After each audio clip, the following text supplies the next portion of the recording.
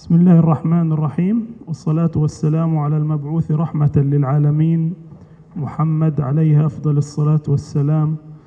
في بداية أحب أشكر القائمين على المؤتمر الوحدة الإسلامية، وأخص بالذكر الدكتور الزلقة الذي قدم لنا دعوة كريمة لذلك، ونشكرهم على حسن التنظيم والترتيب والإضافة.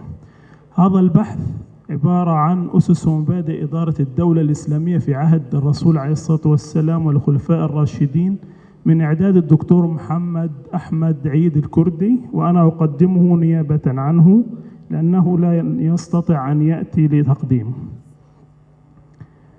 يقوم البحث على إلقاء ملامح وأسس ومبادئ الاقتصاد الإسلامي في عهد النبي عليه الصلاة والسلام والخلفاء الراشدين من بعده رضوان الله عليهم، محاولا بذلك ربط الواقع المعاصر وبيان مدى الإفادة منه في توفير الاقتصاد الإسلامي وتجنب كل ما يعوق التطور والتقدم، والارتكاز على أسس ومبادئ ثابتة. لذا ضمن البحث بنتائج مهمة لا تقتصر على السرد الماضي تاريخيا، ولكن ربطه بواقع الأمة المسلمة في العصر الحديث. في بداية الأمر، المال مال الله والإنسان مستخلف فيه، والمال كل ما يمكن حيازته ويمكن الانتفاع به على الوجه المعتاد شرعا. وإن أهم ما يميز نظام الاقتصاد الإسلامي مقارنة من الأنظمة الأخرى أنه النظام الوحيد بل الفريد من نوع الذي يحتوي على أسس تتبناها أنظمة اقتصادية، ويتم انتقاء المفضل منها بناء على مبادئ إسلامية موردها القرآن والسنة، كما أن هذه الأصول ثابتة لا تتغير لإمكان تطبيقها في كل زمان ومكان. مر الاقتصاد الإسلامي في عهود متتالية. العهد الأول هو عهد الرسول عليه الصلاة والسلام، و13 عاما في مكة المكرمة من أجل الدعوة، باذلا في ذلك التضحيات وتأسيسا للقيم وضبط للتشريع الاقتصادي. وكانت المرحلة الأولى في العصر النبوي، ثم المرحلة الثانية في عصر الخلفاء الراشدين. وقدم الرسول عليه الصلاة والسلام والصحابة الكرام من بعده نموذجا لمبادئ وأسس الاقتصاد، وأوصى بها عليه الصلاة والسلام بقوله: عليكم بسنتي وسنة الخلفاء الراشدين المهديين من بعدي، وعضوا عليها بالنواجذ، وإياكم ومحدثات الأمور.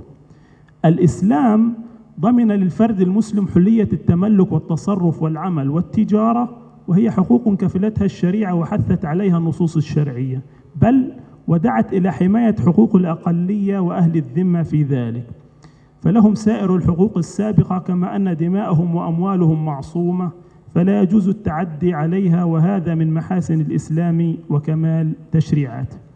تمخض العهدان، أي عهد الرسول عليه الصلاة والسلام والصحابة الكرام، على أسس ومبادئ منها أساسية لا تقبل التغيير ولا التبديل، ومنها ما هو قابل للتطوير بما يتفق مع المصلحة الشرعية وما يتوافق مع مقتضيات العصر.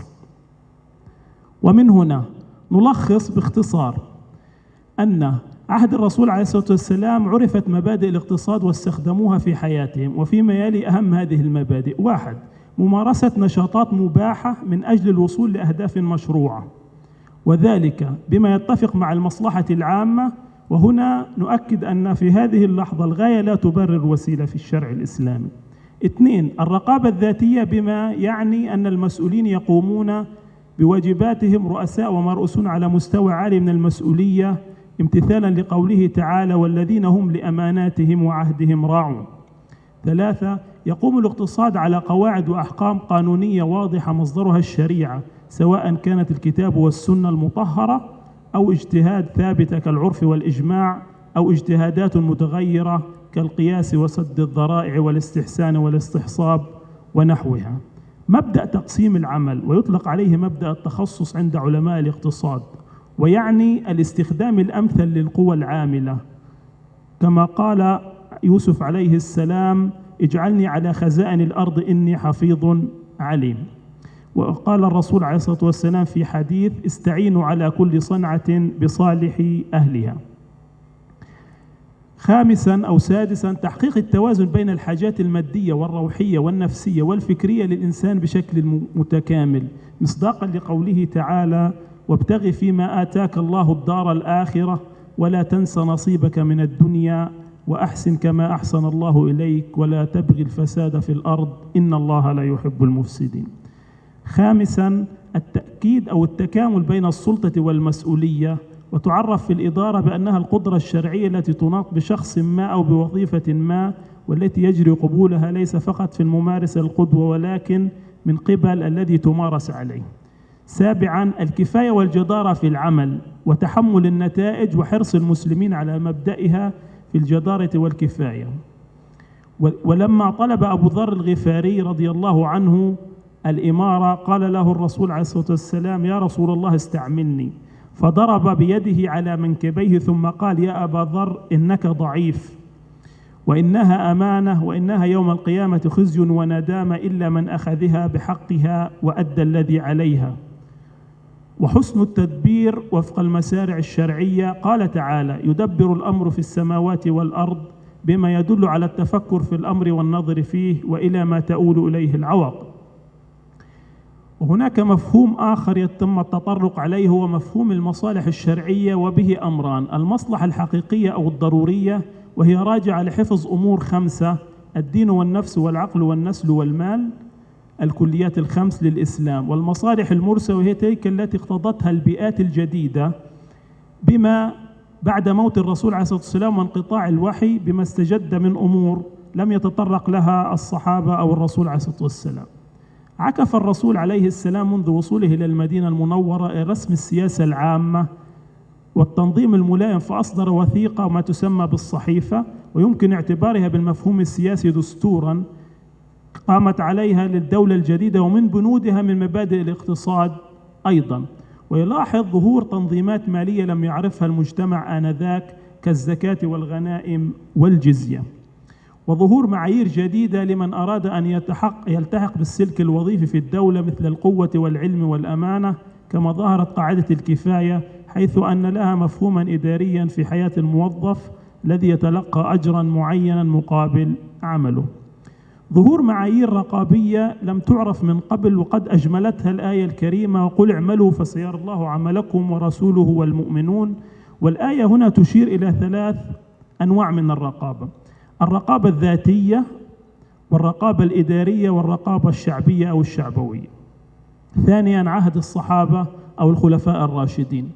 التزم الخلفاء بالمبادئ التي أرساها الرسول عليه الصلاة والسلام، وقاموا بتطوير بعض الأمور، من ضمنها صادرت دول الخلافة الراشد منهج يعمل على تحقيق التوازن بين موارد ومصارف كانت مواردها تأتي عن طريق الزكاة والجزية والأخماس والفيء والخراج، وأغلب هذه أو معظمها لم تكن معروفة قبل الدولة الإسلامية. ونلاحظ في عهد الخلفاء الراشدين الاهتمام البالغ بتطوير الاقتصاد ومراقبته، وهكذا ينبغي أن يكون الحال في أصل العصر. في كل زمان لا ينبغي الوقوف والتحجر والجمود، بل حتى لا تضعف القوة الاقتصادية للدولة. مما يرصد على سبيل المثال الحصر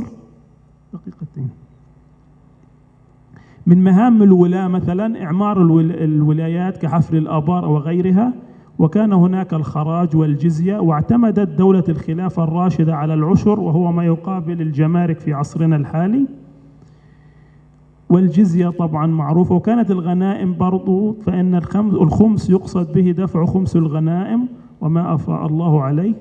أخيرا اصطدمت الخلافة بدول ذات أنظمة نقدية ثابتة. بعد أن أتت الخلافة كانت هناك أنظمة ثابتة لها نقود لم تكن معهودة في الخلافة، وبذلك فأظهرت الحاجة ضرورة وجود عملات تضربها الدولة الإسلامية. فأبقى عمر رضي الله عنه على النقود الذهبية التي كانت متداولة وعليها نقوش بيزنطية، ولكنه أضاف إليها كلمة جائز ليميزها عن النقود الزائفة.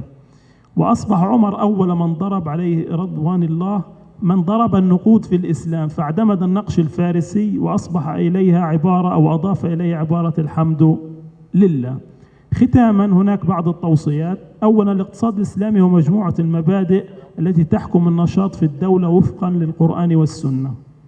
الاقتصاد الإسلامي يعتمد على القاعدة الفقهية أن الأصل في المعاملات الإباحة، المشاركة في المخاطر، وأن موارد الاقتصاد الإسلامي متعددة ومتنوعة، وهناك يؤكد على الملكية الخاصة بأن يحمي النظام الإسلامي الملكية الخاصة، وأخيراً الملكية العامة، ثم نظام المواريث، وتغليب المنفعة العامة على المنفعة الخاصة، ومراقبة السوق وضبط الأسعار بما لا يضر بالمنتج أو المستهلك.